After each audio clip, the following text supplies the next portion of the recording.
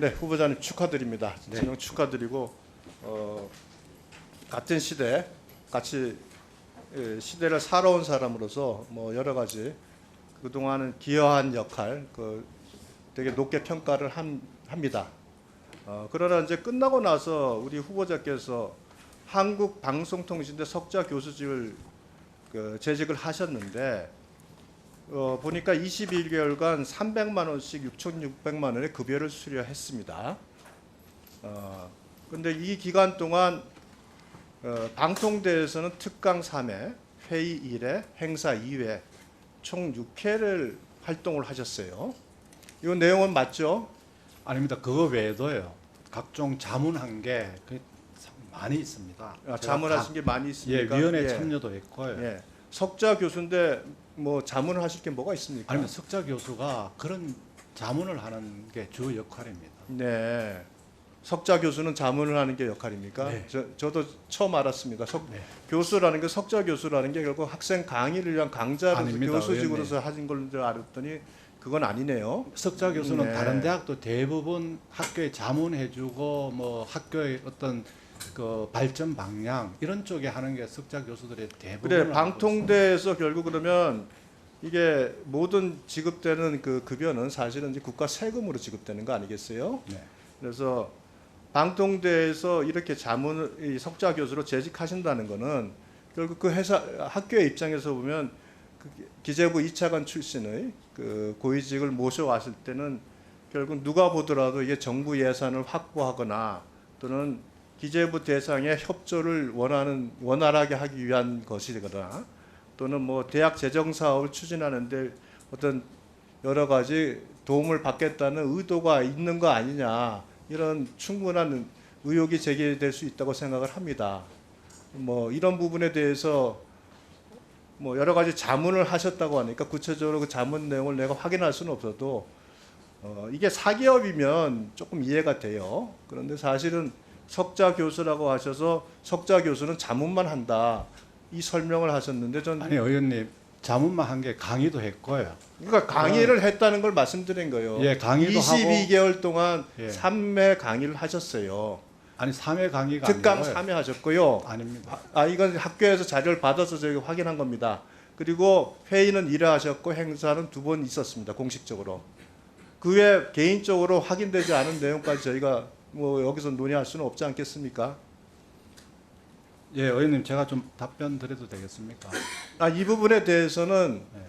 과연 이 부분이 적절한지에 대한 의문을 제가 말씀을 드리는 거예요. 네. 드리는 거고 네. 사실은 이제 우리 배우자 의혹이 지금 굉장히 많이 제기가 되고 있어요. 이 부분에 대해서 좀 물어보겠습니다.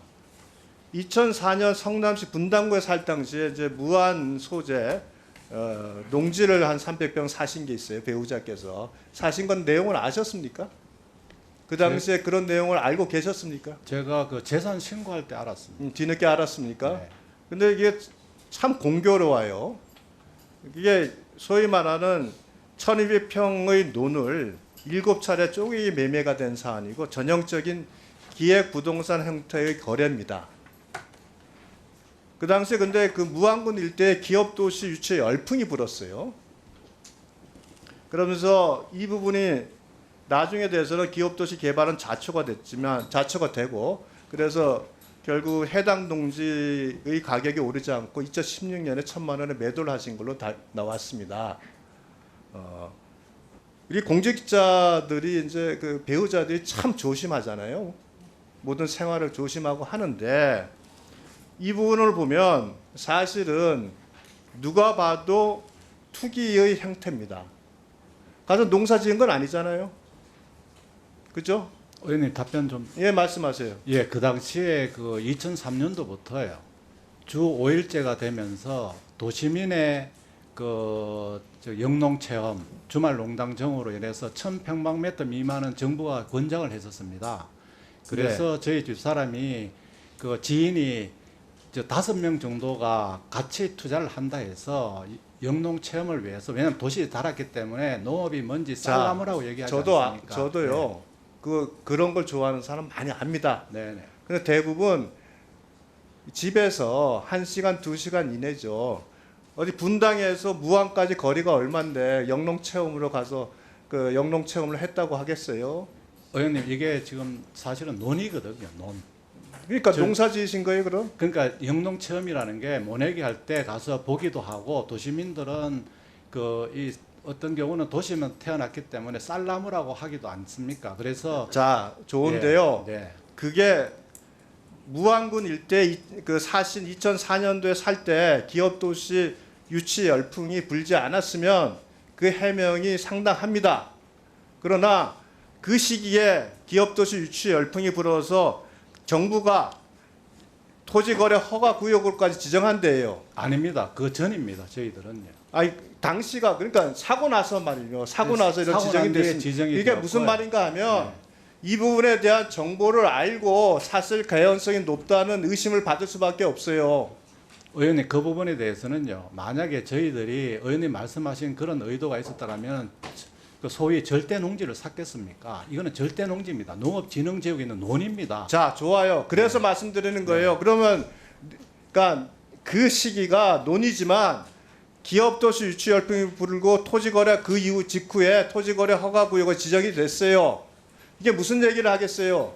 그만큼 그 당시에 부동산 투기 열풍이 컸다는 겁니다. 그 지역이 무안군이라는 아주 먼 곳이 이걸 가지고 지금 그런 식으로 단순히 그 농촌 체험이라고 말할 수 있는 게 아니기 때문에 제가 질문을 하는 겁니다. 아니 저희 이런 식으로 그 이게 투기를 하려고 하면 잡종이나 뭐 밭이나 이런 거 샀을 겁니다, 의원님. 어차피 저희들은- 이게 네. 이런 식으로 토지거래 허가 구역이 되고 기업도시가 되면 용도 변경이 이루어지고 하는 그 절차는 다 있지 않습니까? 이 논이기 때문에요. 그게 절대 농지는 그게 불가능합니다, 의원님. 절대 농지 불가능하지 않아요. 농업진흥지역 지금도 원형 그대로 아 보존되고 그러니까 있습니다. 말씀드려요. 당연하죠. 지금이야 도시거 네. 이게 기업도시가 이 예, 그래서 의원님 제가 말씀드리면은요, 그때 3천만 원 투자해가 5사람이 하는데 영농 도시에서 자랐기 때문에 집사람이 영농 체험을 하려는 순수한 목적이었고요. 이것도 또 팔 때 1,000만 원을 팔고 그것도 오래전 일입니다. 그게 그리고 논입니다. 논. 저희들이 예. 아니 근데 가까운 데는 돈이 많이 들어가지 않습니까? 논 체험을 하더라도요. 그래서 의원님 이런 부분은 저희들이 절대로 투기 목적 없었고요. 진짜 3천만 원 투자해가 5사람이 조금씩 하고 그것도 규정을 지킨 거 아닙니까? 그래서 진짜 투기할 생각이 진짜 없어서 그러면 잡종지나 이런 거 샀을 겁니다. 자, 그렇지 않다는 보충기로 건 들어가겠습니다. 예, 네. 수고하셨습니다.